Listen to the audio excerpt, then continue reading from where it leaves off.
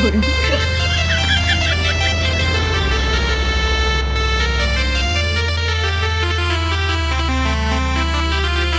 बुढ़वा कहाँ हवे रे?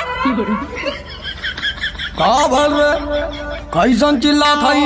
कर तोर ओरिया कहई पनिया कहाँ जात हवे? जहाँ जगह बनल है वही जेत जात हवे। रोज तोर पनिया मोर दुआर में बह के आवेला। करई बताव की कवन तो के चढ़ावेला।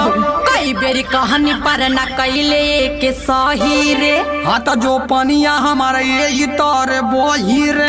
देखा लोग नहीं जबरदस्ती बतियावत है। एकर वो रहा न खाली मोरिए घरे आवत हो। देखो जल्दी एकर उपाय तू लगाऊ रे। मोरे दुआरे ढेर त चढ़ी के मत आऊ रे। न तू मन बेता तो के जेल हम खटवाई बुरे। अरे तू डीएम कलेक्टर कहीं कहोई का? बिना बुझिए कि हम तो से डर जाइब रे। तो हम डर जाए का? न तका चल हट। आइल बुढ़ौती ताबो कर ले झिठैया हटा तता मार देबो बुढ़ावा। आइल बुढ़ौती ताबो कर ले झिठै पन हटा तता मार देबो बुढ़ावा। भइल हउए साना करता ढेर तना सब उतार देबो बुढ़ावा। भइल हउए साना कर तू ढेर तना सब उतार जाई बुढ़ावा।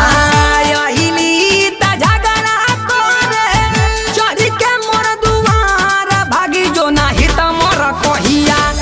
यही त झगड़ा करे चढ़ी के मोर दुआर भागी जो नाही त मोर कहिया।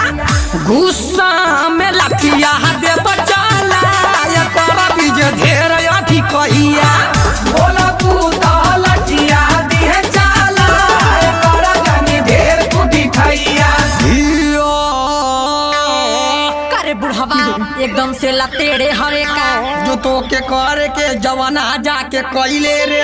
काहे जान बुझ के पनिया ओरिया के बहैले रे। करे बद झगड़ा रोज मुहवा खा जुआला तो। हाथ सुन पड़ गयल बा हमसे आज पाला तो। पानी मोरा बाई के कुलता गड़ाई में चली जाला रे। तो मोर दुआरवा कैसे हिल्ला होई जाला रे। करे ओरिया वाला पनिया काहे रोकी हम? करे बुढ़वा तो के बारा बारा टोकी हम। तो हम के तो कभी का तू जाके अपन काम करू। देखो बुढ़वा रे तू जियल न मोर हराम करू। अरे पता चली